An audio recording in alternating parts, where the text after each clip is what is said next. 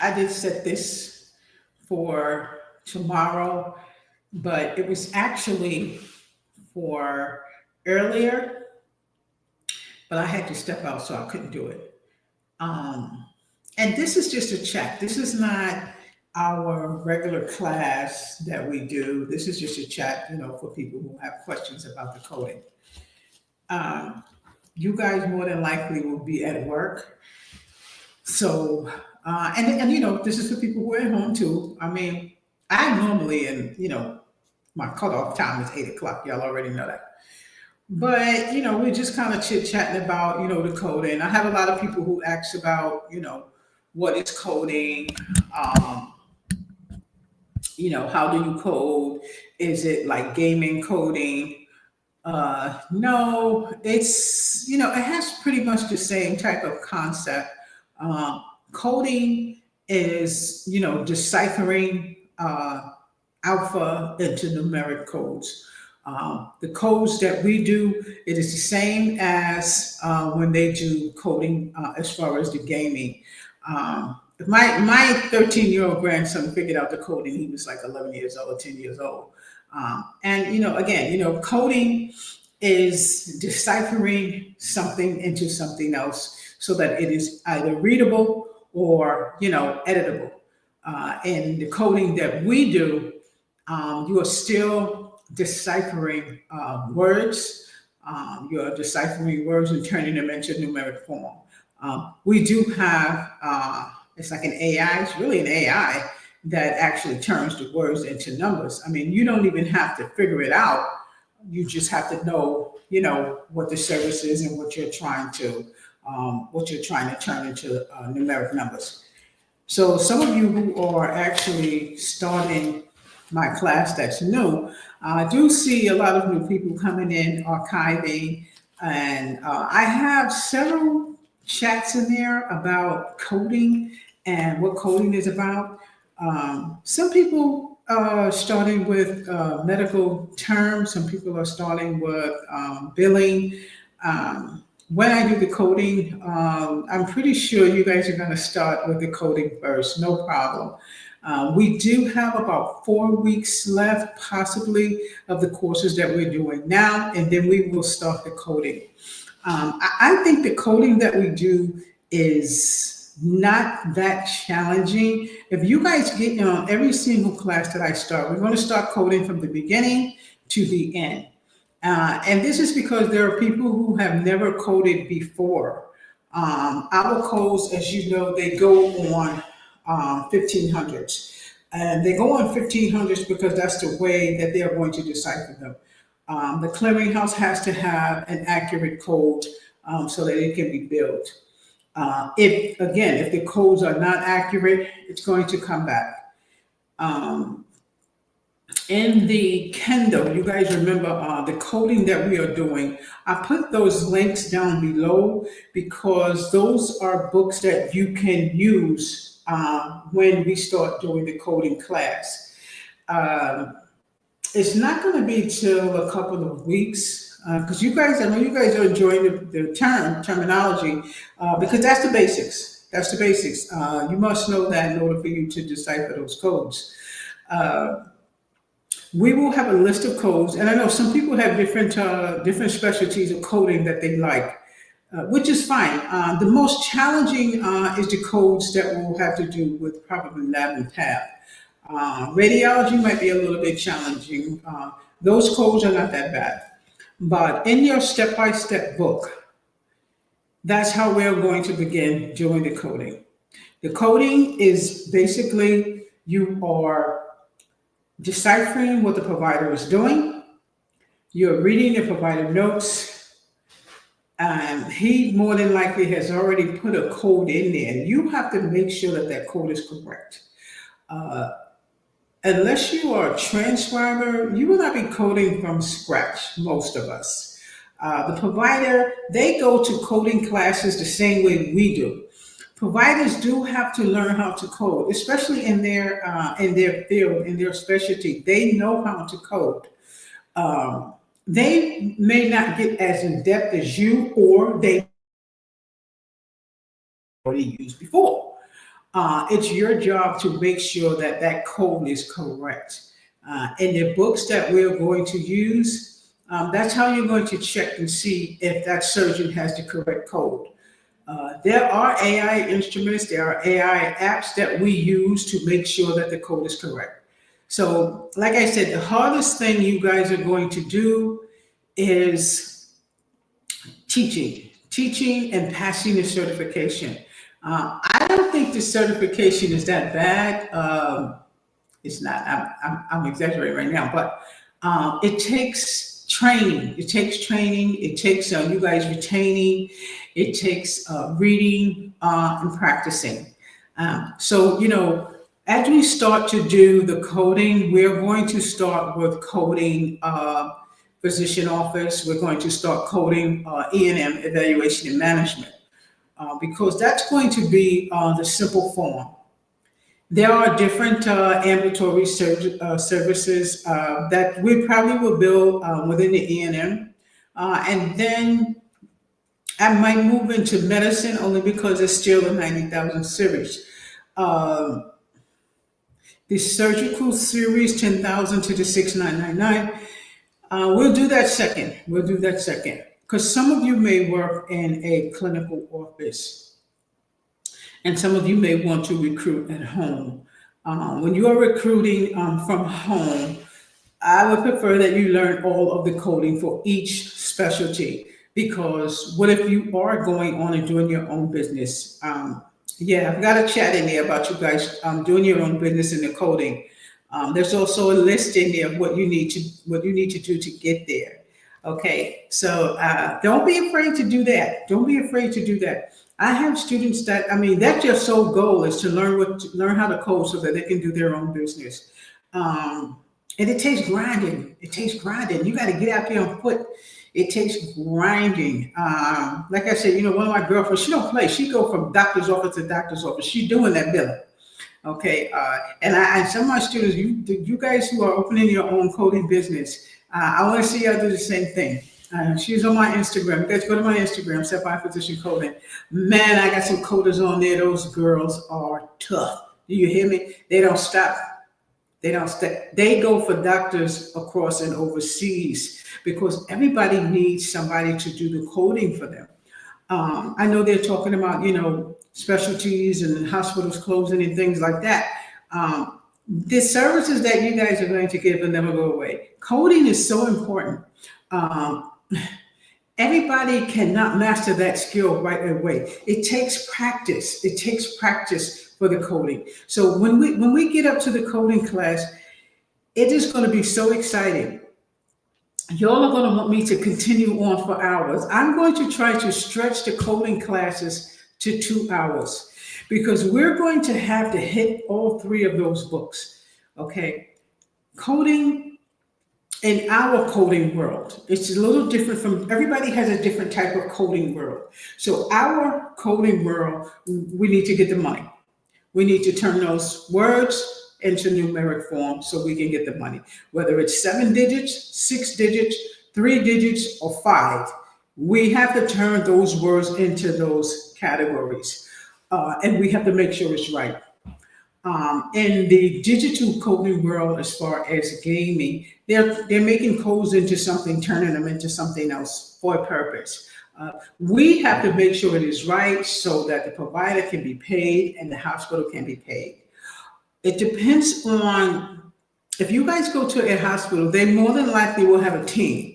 They will have a team there. You will go to the hospital and train. You will train in the hospital, and the only thing that you're training on is their system. More than likely, you'll be training on the Epic system. If you are in a physician office, you will more than likely be using Athena. Athena seems to be the chosen EHR these days. I've spoken to many people, and that's pretty much what they are using. And you guys go to Black Phoenix Team Ups on Facebook. I haven't been in it in a minute, but that's where we're kind of building women, girls, ladies, and it's not. And Black Phoenix is just a name. It's just the name of the Phoenix. You guys know I love Black. It has nothing to do with origin or anything like that. It's for all of us, all origins, all colors, everything. And it is the Phoenix teaching each other. I know so many women who are doing their own thing, so many women who are independent, and so many women who are opening their own business, and men too. I'm meeting so many different people to help you guys with the coding. Coding can go to the extent of one specialty, or coding can go to the extent of several specialties. In our coding world, I want you to learn all coding specialties. And we also have like flashcards for coding. And the coding that we do, it's medical terminology and medical billing and revenue cycle management. It's all in finance coding. So that's pretty much what we do. We do finance coding.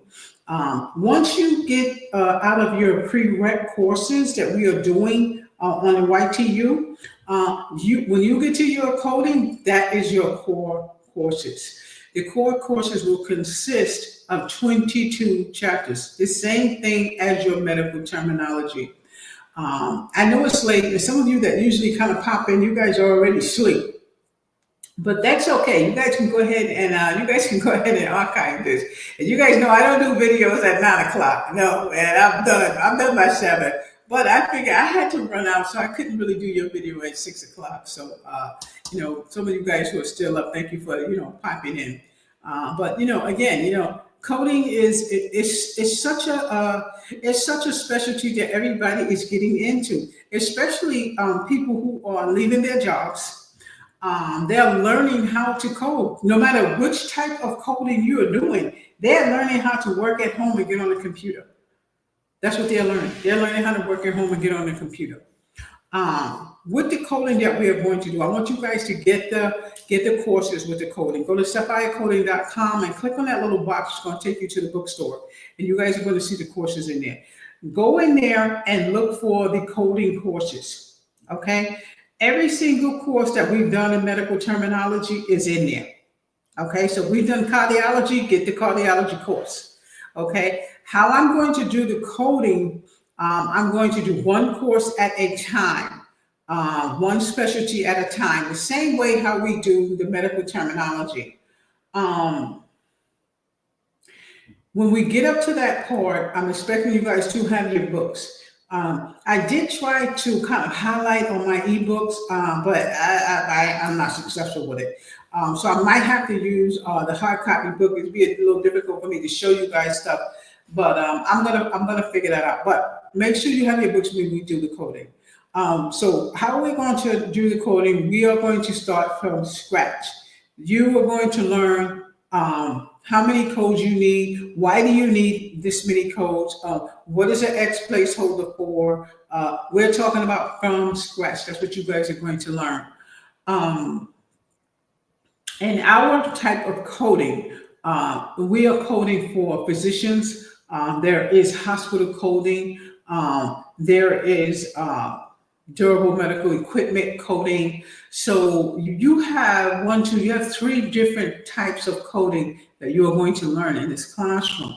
So one type of coding is diseases. So you're going to be coding diseases. That's one type of code, and that is your ICD-10 manual. Okay, that's what you're going to need. You guys can get started with that on cms.gov and type in 2025 guidelines, okay? And you can kind of get a head start on that, or you can hit one of those links below. As a matter of fact, I have that CMS in the link below, so you guys can hit that link below and get that from online. It'll take you right there. I also have the links below for the ICD-10 and the Kindle, the CPT, and the HCPCS. So you can definitely utilize those, especially at the beginning, because you can put that on your phone or you can put that in your laptop, okay? So those are free books with those links below. Look in that description. So I have a link for the ICD-10. So we will do the ICD-10 coding, the disease coding. You have your link down there for that book. Open up that description. That free book is in there, right? It's in Kindle. Okay, and then you have your procedural coding. Your procedural coding is the surgeries that the provider is actually doing. Bariatric surgery. You will be coding that surgery. Okay. Your next coding class you will have durable medical equipment. Yes, you need to turn those things into code. You need to turn that bed into a code. You need to turn that into code so that we can get paid for that for the provider.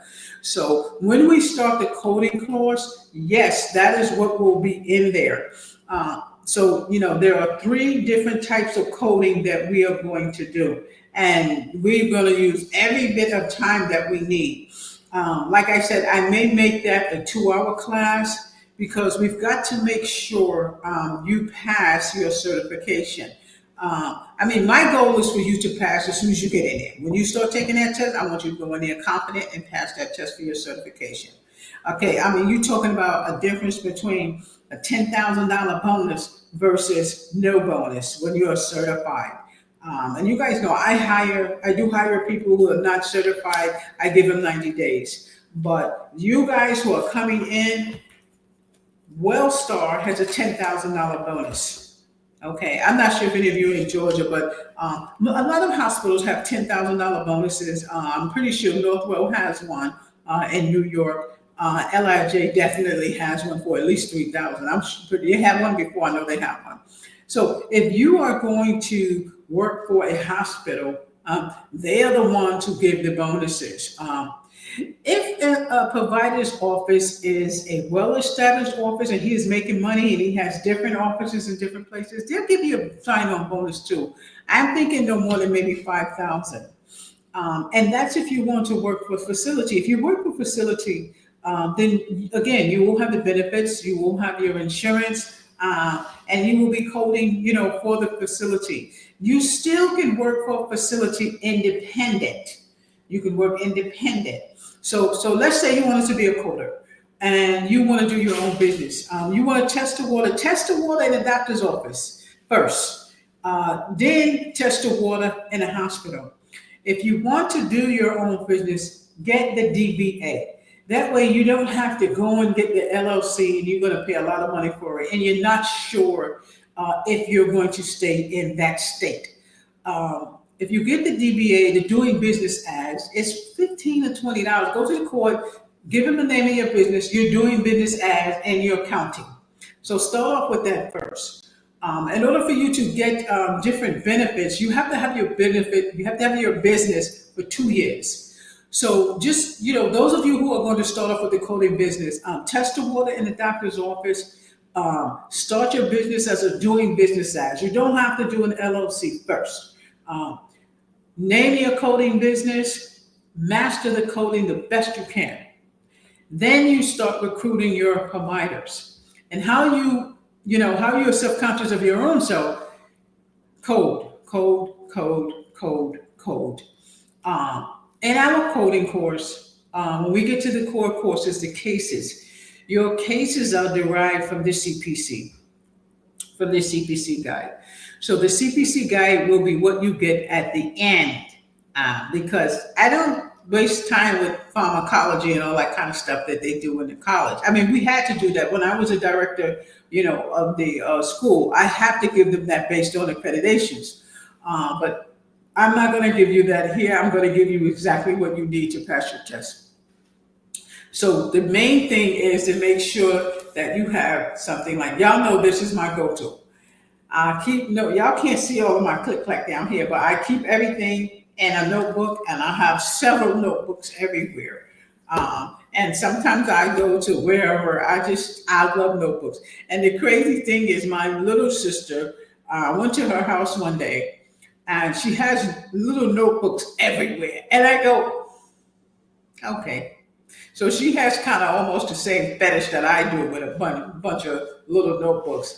I also pretty much have a pen and pencil. I have a pencil fetish like crazy. But that just means you'll see my desk. I can't do anything about it. I've tried to clean this desk. I can't do anything about it. But I want you guys to be prepared for the coding. The coding, like I said, we are going to start with E&M coding, and then we're going to move into medicine coding, and then we are going to move into the surgical coding. Depending on what field you are going into. If you guys take 21 points, you can go in. 21 points is the whole full body.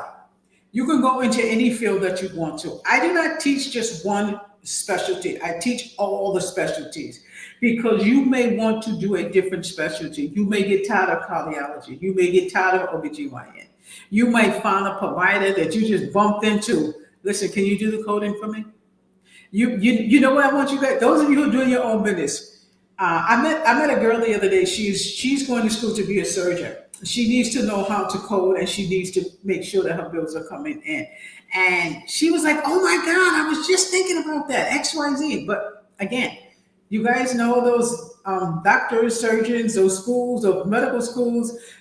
And those of you who open your own business, make sure you hit those. Make sure you hit those because those students need to know how to code. They need to know how to code. If you know how to code, you can show somebody else how to code, or you can train them so that those bills can come in. If they can't get the bills in, there's a problem. Okay. So, some people, they don't really waste their time trying to learn something new. But, codes are changing all the time. We want you to learn the 10 before 11 jumps in here. We all know what happened, when ICD-9 was moving out the door and ICD-10 was kicking right in. I lost a lot of people then, I lost a lot of people, not students because I was teaching in the school, around that time, but because it was easy for me to move over, but, I still was like, why? But again, it's just like a learning process for all of us who were teachers back then when ICD-9 moved over to ICD-10. I'm telling you, it was like, we all were like, well, what is that? And then we all were like, well, why can't they just be precise? Do they have to put all of this in here? And that was the difference between the ICD-9 and the ICD-10.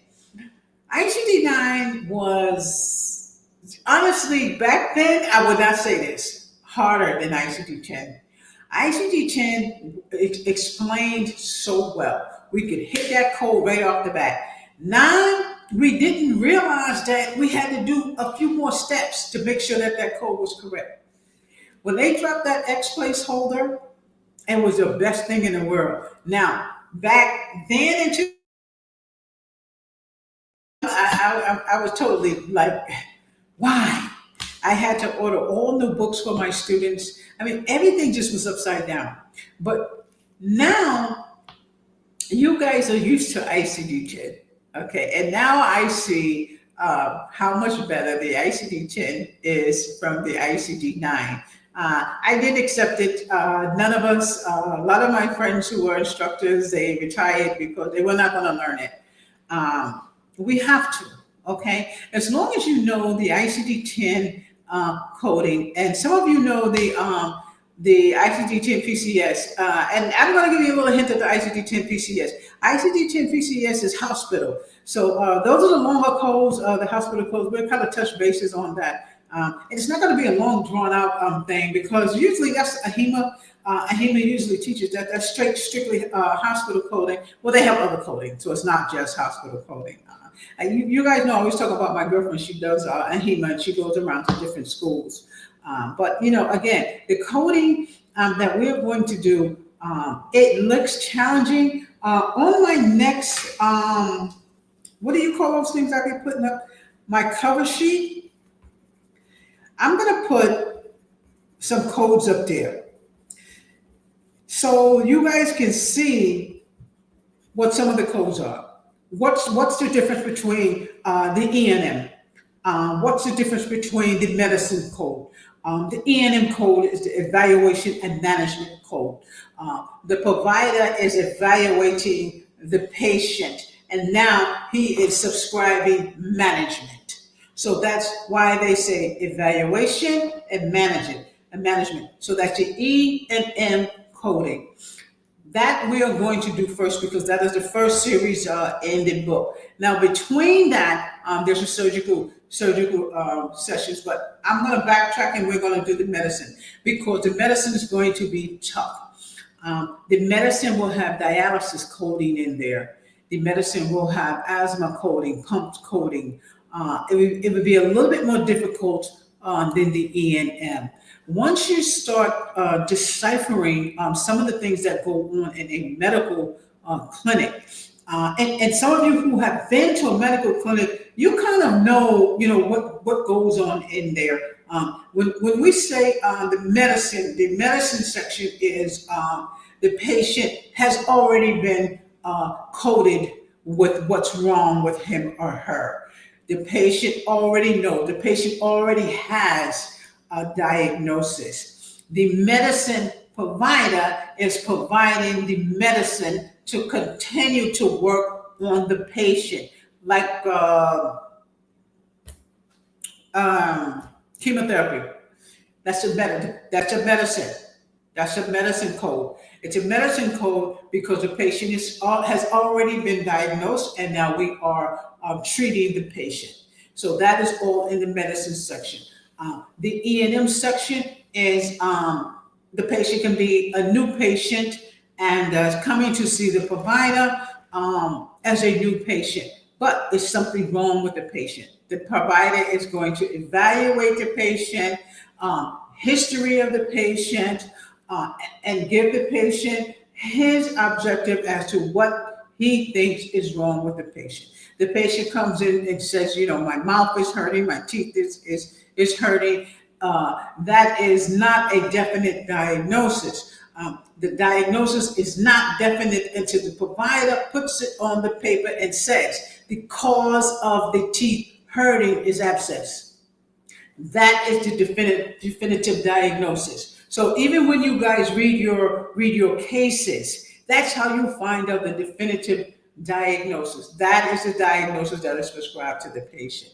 If the provider has not come up with a definitive diagnosis, then you will code what the patient came in for until it is done. Okay, until he is finished, until he gets his test back. If the patient has to come back Friday, then we still, his teeth hurt. Okay, that's what we're going with right now. But once all the tests come back or whatever, and they found out XYZ, then he will have a definitive diagnosis. So that's one of the reasons why I want to do E&M first, because there's so many different cases. There's so many different things in medicine that I think you need to learn first. And then when you get to surgical, when we get to the surgical coding, it will be a lot easier. It will be a lot easier for you because AAPC, you guys check out aapc.com.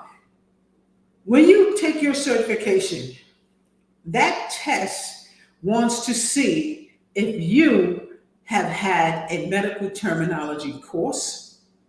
It wants to see if you know anything about medical billing. That's in the playlist. Go find that medical billing course I just did. It's in the playlist, medical billing and coding virtual course. Medical terminology playlist is medical terminology.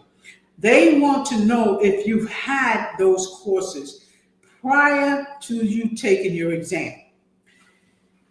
The CPT book, we are going to go page by page in that book. You're going to have your theory with me. Wrong. Your theory with me with coding maybe 2 hours. We'll see how you guys take that. Okay. So the gist of that is when you are looking at your CPT book to start the coding, you have to be familiar with that section. And that's why the coding over and over and over and over, the deciphering of the coding over and over. So you guys remember I gave y'all a little trick. Let's say we're in musculoskeletal system and you have a bone fracture, a comminuted fracture, and you're not sure what it is. A comminuted fracture is trauma, force. It's broken up. If you have a fracture like that, type it in on YouTube. Let YouTube pull that up so he can show you what it is. So it can show you what it is. Okay. You have cardiology. Type it in on YouTube so they can show you what it is. Okay. Look at a video. I put a cardiology video with it. Y'all know cardiology is my favorite. You have to know how the heart functions. The CPC might have on there, what color is a vein, what color is an artery, stuff like that. What pumps in, what pumps out, where are the lungs, where's the mediastinum, stuff like that. So that's why your illustrations in the book, you need to look at them, okay? So again, this is not, my regular class. So that's why I just went on and did a chat. It's just, kind of letting you know, what the coding is and what it's about. If you are going to join my class, make sure you guys subscribe to the channel and check out those links below. And go to my website, sapphirephysiciancoding.com. Check out my website, okay? Go there and you guys can see the courses. And do not forget that I just finished that medical terminology book, and there are answers, tests and answers in that book. I'm getting ready to order a couple of them. So we'll see what it looks like. So, if you guys have any questions, feel free, send me an email, sapphirephysiciancoding, Gmail, or physicians@sapphirecoding.com. Now, this is not a long thing because it's like 9:34. I know people are, coming in. You guys actually, I just came in and I just kind of had, a soda, but I definitely wanted to kind of let you guys know what the coding is about. I ran into so many people that they heard of, like I said, the medical billing. I was talking to a young lady the other day. She works in the dentist's office, and pretty much kind of expressing to her, what the coding is. And you guys do not have to do medical billing. Coding is just coding. Medical billing that we do is just for me to give you insight on medical billing. You guys get to do the coding. That's all you would do. You don't do any calling doctors. You don't do any of that sort. You do not drop any claims. The biller will drop the claims. The coding is the only thing that you must do. You must make sure that the coding is correct. And again, you will be using an AI system to make sure that those codes are correct. The hardest thing that you would do is to get your certification in the coding. And that's where I come in at. When we start that true coding class, just make sure you got your books because you're going to need that directive from the book, okay, as we are doing them. And I want to make sure that you guys are practicing. Coding, you need to at least put 2 hours away for yourself. It does not have to be every day. I do have some students that cram and then the test is in the morning. Don't do that. Just continue to work. There are other exams. I think they have one. Which one is that? The NHA? They had NHA. They had that one at my school about 10 or 13 years, about 15 years ago.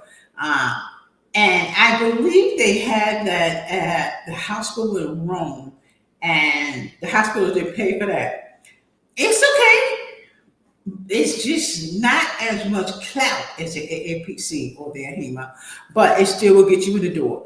Now, here in the South region, they're more familiar with the NHA. Up north, we're more familiar with the AAPC or the AHIMA exam, CCSP, and so forth, CBC, CCSP, CCA, okay? And AHIMA, you need to have that CCA before you take the CCSP. Okay, you can go on ahima.com and check out theirs as well. Okay, I'm just trying to make sure I answer a lot of questions that people have asked me, in regards to the coding. Somebody asked me, was the coding very hard? The coding, again, I can't repeat that enough. It is not hard. Okay, coding, it gives you what you need to build.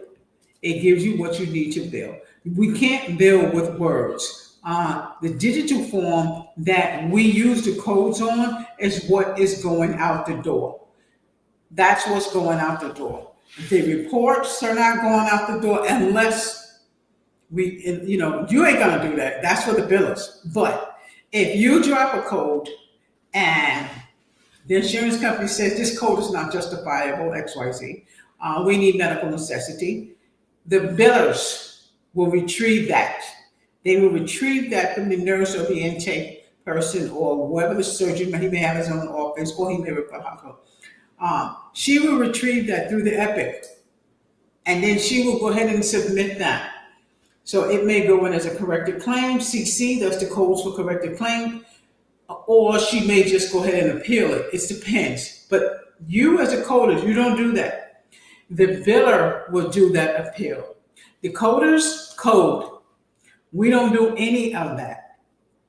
Okay, now I can't say we because me as a director, I have to get involved if it's a problem, or if my billers are not getting through what they need to get through, then they need to pass that to me so I can pass it to somebody who can handle that. So there are different types of strengths.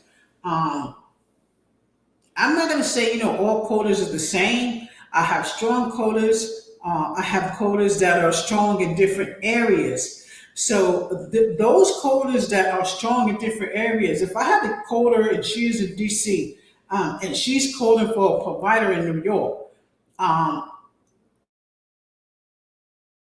Carolina, and I need her to code for somewhere else. I'm not gonna have her code for New York because I need DC to do that coding. Why, Miss Lambert? Because I know that she's gonna be stronger with the provider. Because sometimes providers can get there. When I have a provider like that, and the provider might be up north or where Treasury, then I need a strong coder to deal with that provider. Not to tell him that his code is wrong, but to let him know that it needs to be corrected. Or let him know, okay, Dr. Bob, let me do it. I'm going to do it right now. Or Dr. Bob, let me tell you why you can't use this code. And you just have different deep demeanors. You have some softies, you have some, like some of you, like women doctors and men doctors are totally different. Women doctors are so sweet. I've never met a woman doctor that's just me. And I can't even say women doctors to men doctors. It's just some men doctors, they don't want you to change their code. Don't change my code. Why should you change my code? Miss Lambert, why should you change it? I can't even answer until I speak to why did you change this code? Okay, don't worry about it. We're gonna fix it back. We're gonna fix that. And I'm just saying that to get him out of my office. We ain't fixing nothing. If the code is correct and it is not underbilled, if it's not upcoded, if it's not downcoded, if it's grouped, or if she built the way it's supposed to be built, then we're leaving it. Then I'm going to either explain to him why, or she's going to explain to him why he cannot use that code. So those are some of the things that you as the coder, you will not do billing, you will not do appeals, but you will confer with the doctor. So you guys know, like, hierarchies and second hierarchy, lower hierarchy. Hierarchies are the doctors. The NPAs and physician assistants and all that kind of stuff. They are clinical providers, clinical whatever you call it. Hierarchies are the doctors. You as a coder will deal directly with the provider if he does not have a liaison, such as a nurse right hand. If he doesn't have a nurse right hand, you're going to deal directly with him. I guess I've gotten to know all the doctors, wherever it is I go. I mean, they just walk right in my office, just, doesn't make any difference, I mean, if it's the end of month, if it's end month and you need those reports in there, you're going to have to either hunt his right hand down, or you will email him directly. You see what I'm saying? So that's the difference between, like, the coders. We don't put that off on the medical assistants or the intakes, anything like that. You better make sure that doctor's got those codes in there. So make sure that you are friends with the XYZ, with the this one or that one, so she can get him to make sure he submit his reports, so that you can decipher that. Because that money has to be in before end day.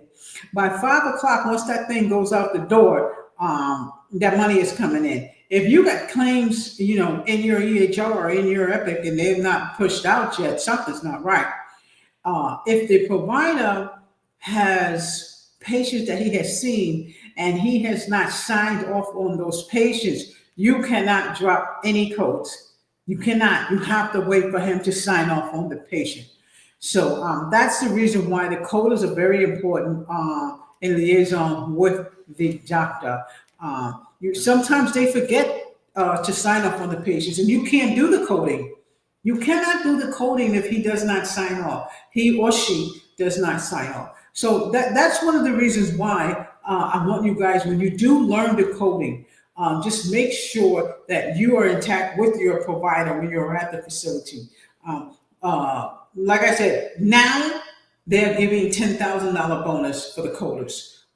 Who's giving $3,000? I don't know. Long Island Jewish. Somebody else I saw was giving $3,000 The 10,000 is actually for quota 3, and that's just you have mastered all 21 points. You've been a quota. The sign-on bonus is $3,000 might be new quotas. In a physician's office, because of all of the turmoil with the Medicaid and Medicare and stuff like that, they have to have people to recode those things. The billers will be the one to call the insurance companies and stuff, not you guys. Okay. So again, the coding is very, very important. That's how they get paid. The diagnosis, the ICD-10, that's how we identify what's wrong with the patient. That's how we identify on your 1500. I'm saying 1500. The 1500 is your 1500 claim form. Okay, that's for the physicians, or your UB92 is for the hospital. Either one. Your durable medical equipment will go on as well. When you guys are using Epic, if you're in the hospital and you're using Epic, your codes are going right in the system. You're putting those codes in. When you put those codes in, they go to another department. Once they go to that other department, they're doing a rundown too. So most of the supervisors actually do the rundown. If you don't get an edit on your code that you put in, then that code is going out the door. And there are times where Epic have missed a code that may have been incorrect. But we are planning on you having the expertise to be able to drop those codes and know exactly what you're doing. So that's why your backup is the AI, the Optum 360, and it's another one that we use. Matter of fact, I'm gonna look into that one tonight. Because the teaching one, we don't use that. I'm talking about for EHR. The teaching one, we use Metasoft. Some of you heard of Metasoft, let me know. That's the one we use for class, and that's the Metasoft one. That's the one that you guys have. I have not introduced that to YTU. That's for more or less the Sapphire students. But you guys let me know. Some of you are not familiar with EHR. I will introduce you to EHR. EHR is electronic health record, okay? EMR is electronic medical record.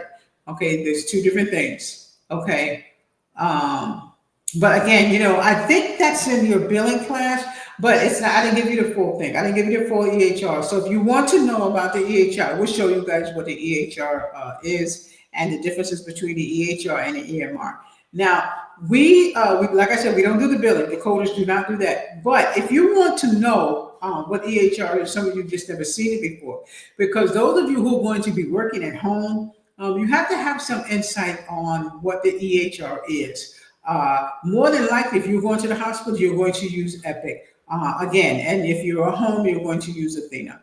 Athena's physicians. And I mean, man, they updated Athena so much, it's amazing. So, I have some people who still work for doctors' offices, and they have upgraded to Athena. From IDX. I think some of them kind of moved away from IDX. eClinical is more, it's popular too, but it's slow. It's not as up to date to me as, as Athena. But anyway, I'm 43 minutes in. We're only going to do this for about another 2 or 3 minutes. So if you guys have any questions, please let me know. Tomorrow we're having class medical terminology. Right now, it's just kind of a chit chat type of thing. And we just kind of, chit chatting. I was on Twitch earlier. I have to figure out how to combine these two with the Twitch and the YouTube. But like I said, anybody want to know about coding for the medical industry, because that's what we do. We code for the medical industry. The coding will start in a couple of weeks. Just make sure you get your books. I'm not going to show any books because this is not that class. Tomorrow, you guys have class, because remember, class is Monday, Friday, and Saturday. My hours at work have changed, so I'm okay. But I think I'm going to be going out tomorrow. Usually I go out, and I kind of like do my marketing when I'm not working. But I want you guys to make sure that you understand the coding and what we do with the coding. We are a medical coding industry. Okay, it's a medical coding industry. The only reason why I added in the medical billing is because 75% of the people that I talked to had no idea what coding is. But now they do. Now they do. I even have a little booklet that I have and I use for that. Okay. So it's 45 minutes. It's time for me to go. Tomorrow, class, you guys be ready. I'm sorry I came so late.